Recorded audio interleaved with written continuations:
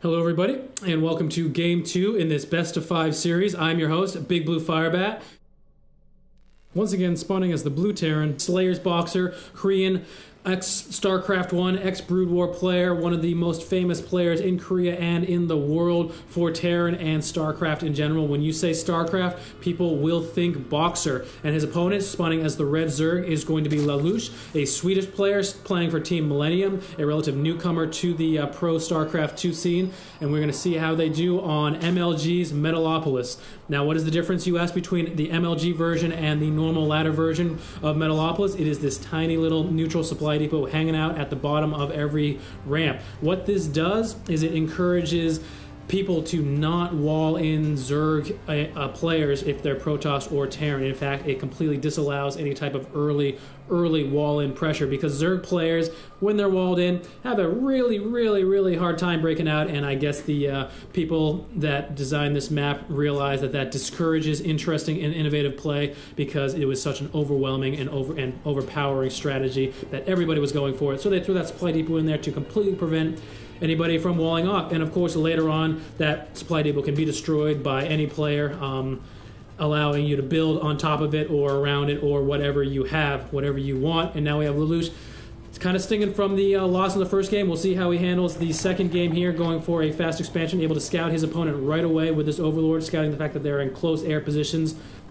One other interesting thing about the MLG version of Metalopolis is the fact that these close by land spawns have been disabled. You are not able to spawn from your opponent over here. So LaLuSh realizes that BoxeR can only be here or here. BoxeR realizes LaLuSh can either be here or here, and he is actually going to be aware of where he is, because he's going to spot this Overlord before. No, it looks like he has not spotted that Overlord. I'm not sure if he's seen it or not. He is sending his SCV out as a scout, so I get the feeling he did not spot that Overlord as it floated over. But we have another interesting placement on this barracks. It is hanging out at the bottom of the ramp in order to give a short walking distance for these Marines. So we are going to get another set of very early pressure from BoxeR, and he's throwing up a bunker here. And considering the fact that there was only one barracks coming down, I have to assume that this bunker is more of a feint. He wants to pull drones off the line. He wants to stop them from mining.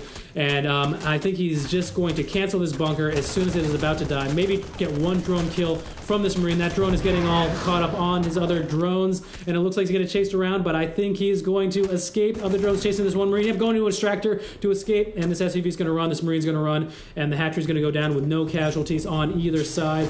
So I definitely have to say that was a very interesting feint by BoxeR, and LaLuSh, for his part, is setting up another extractor in BoxeR's base, preventing BoxeR from getting any kind of additional gas, so that is going to reduce the number of builds that he can set up. But BoxeR, for his part, has already gotten this very early gas, so we are probably going to see some kind of tech play, either Blue Flame Hellions or going into Cloaked Banshees or some kind of other siege tank, maybe other tech, maybe a type of stim timing.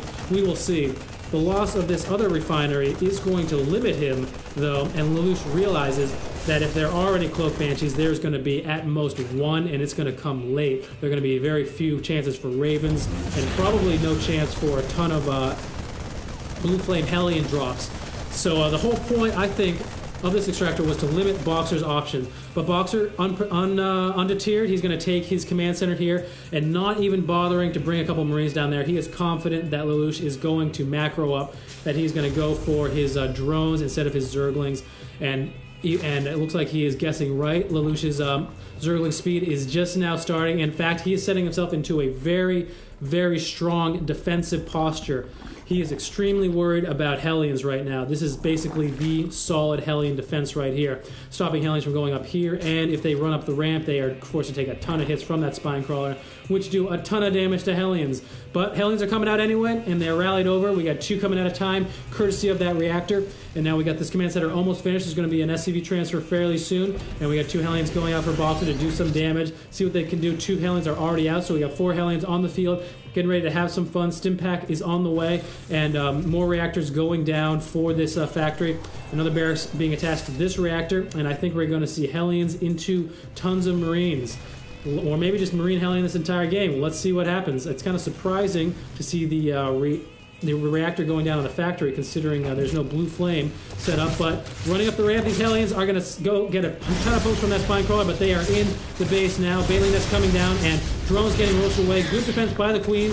And now LaLuSh is using the drones. He is not running those drones. They are strong. They are brave. Getting a surround on these Hellions. More drones taking out more Hellions. That is not something you see every day. Drones going head-to-head with Hellions, and you'll notice that the surround positioning by those drones prevented the Hellion splash damage from doing a ton of damage, from roasting a ton of drones away.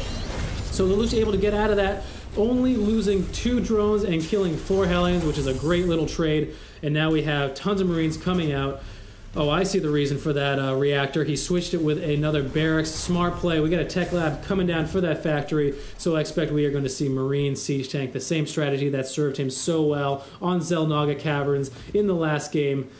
And now we have a Marine going out trying to take down this watchtower. We've got LaLuSh holding down this other watchtower. Interesting fact about these watchtowers is that you hold one of them, you can kind of be aware of what's going on at the other one as you have vision of this entire section of the map. So it's very helpful to hold both towers or none. You want to take them all at once. You want to just really get your units on there as quickly as possible. And now we have LaLuSh running around looking for a third or setting up a flank. He's going to see what he can do, but he's going to run into a ton of Marines. Stim pack is almost finished, and at the same time he is going for lair, taking his third, making more Zerglings, more drones, setting up some Banelings, and I'm not sure what he's going to do over here. I think that BoxeR is in a very solid position. Siege Tech is nearly finished, so he's going to be able to siege up this tank and be in a very strong defensive posture. And just these couple Zerglings hanging out here. One interesting strategy is they might wait here for BoxeR to move out, and while he is defending himself with Zerglings and Banelings up here, he would run Zerglings and Banelings into BoxeR's lightly defended SCVs. We'll see if that's what happens. More creep going down, spreading his creep, trying to get that creep highway across there, getting the vision, getting the speed. And we have BoxeR just macroing up. Looks like he's preparing for a push out. He's setting up his wall off here. When he is confident with the number of Marines and the number of siege tanks he has, he's going to try to push down here and probably set up a strong siege position along this this wall here. This is if you put your siege tanks right up against the edge of that wall there, Zerglings cannot get a surround on them, and that they are forced to run all the way over here, but they can cover an enormous section of the base. Throw a couple of Marines up there with a medevac, throw a scan down, and you can kill tons of Zerglings or Queens that are hanging up on the high ground. And now we have BoxeR moving out with his Marines, with his siege tanks, and SCV in there to repair. And it looks like this is going to be a nasty little push. We're going to have to see how LaLuSh is able to handle this.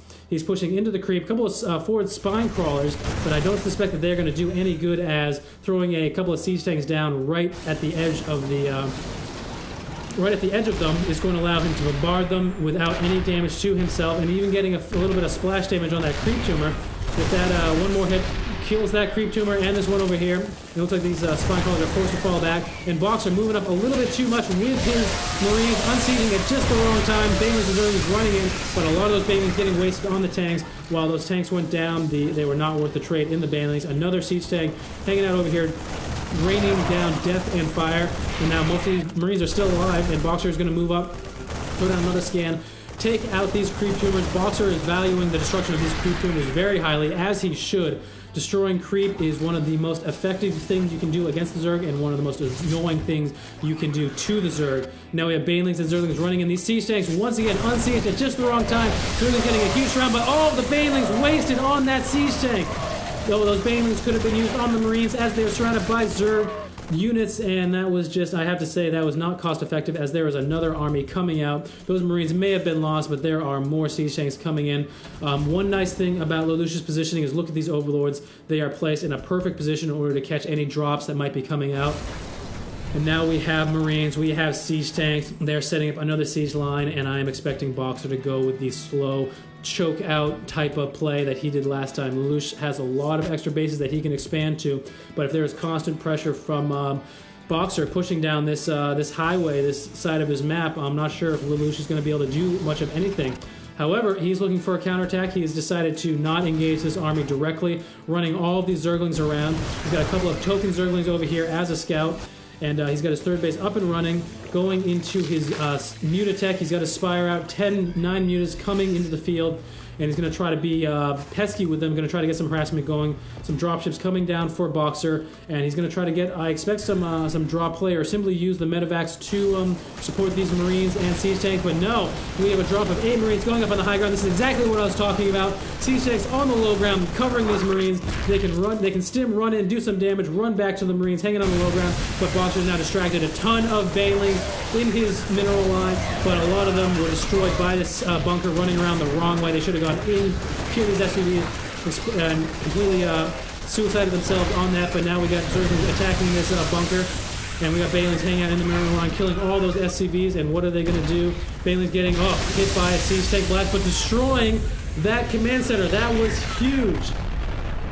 Bailings destroying that orbital command, and now instead of taking his third, BoxeR is forced to use his new command center to retake his natural. That is exactly what LaLuSh needed to get back into this game, and he was even able to use some of his queens to focus down this medevac to 4 hit points. It is 1 hit point away from death, 1 hit away from death, but we have more siege tanks, more Marines coming in, more medevacs.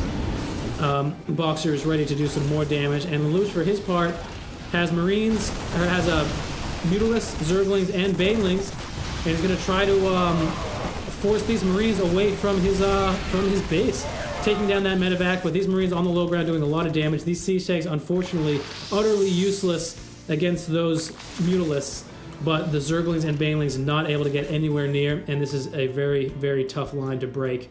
With enough Marines on the low ground covering the siege tanks, BoxeR can do just a slow leapfrog push up into LaLuSh's base. He can put a siege tank here and a here, and then unsiege these ones, move them up until he is at the ramp, and just keep hugging that wall and slowly crush LaLuSh out of this game. But for his part, he is setting up a 4th base, a ton of spine crawlers to prevent any kind of drops from BoxeR, but BoxeR is focused solely on ending the game. He's focused solely on pushing into the main, macroing up more of an army, getting more Marines out there, more siege tanks coming out, and we are just going to see him do what he does, starting to move into the creep. And now we have LaLuSh moving in with tons of Zerglings, a couple of Banelings, trying to get a big surround, killing 1 siege tank, killing 2 siege tanks, almost killing that medevac, killing tons of Marines, and falling back because he was not able to finish it off. But that was a good exchange for LaLuSh. Trading Zerglings and Banelings for siege tanks and Marines. That's exactly what he needs to do. He needs to push this army back before it reaches that critical mass of siege tanks that is going to be able to destroy pretty much anything he has. But now he's coming in again. Great split on those Marines, keeping them alive as long as possible.